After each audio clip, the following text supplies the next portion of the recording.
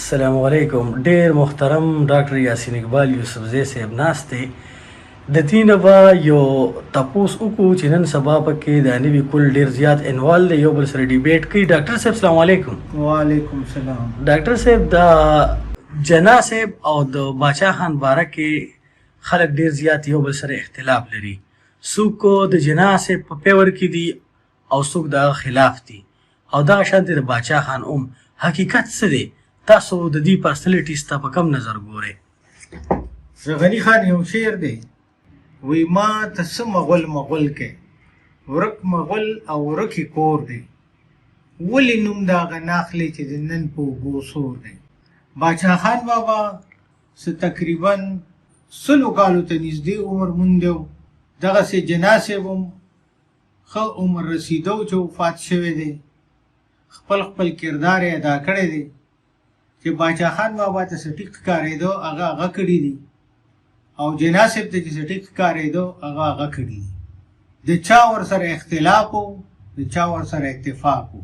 نو ځکه دا خلک بعضې وایي چې جنا صاحب ښه سړی و، بعضې وایي چې باچا خان بابا ښه سړی و.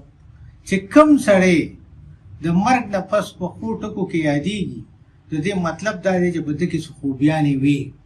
نو چې باچا خان بابا یې ژوندی ساتلی دی یا جنا صاحب ژوندی ساتلی دی، نو دې دواړو کې څه خوبی وي.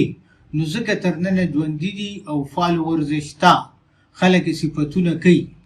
خو دا ننني زلمي چې په دې باندې وخت ضایع کوي او بحثونه کوي، نو که تر اکیډمیک تر حده پورې، نو دا یو ښه خبره ده او ښکلي ټاپکس دي.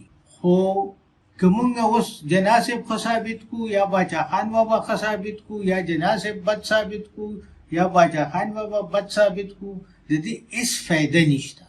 په دې وخت کې فایده د دې دا ده، په دې وخت کې د زلمي کل لپاره چې موجوده کوم لیډرشپ دی، دې کې د صحیح خلک وپېژني او د هغې مرسته دې وکړي، بد دې وپېژني او د هغې مخالفت دې وکړي.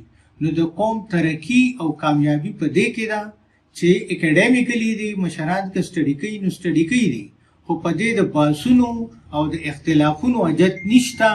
پکار دا ده چې زلمي موجوده حالاتو کې منطقي توګه باندې سوچ وکړي او د جګړو او د پرزولو په ځای د صحیح خلکو مرسته وکړي او د غلطو مخنیوي وکړي. نو په دې باندې به دا ملک ابادېږي او دا وطن به ترقي کوي. ډېره شکریه ډاکټر صاحب.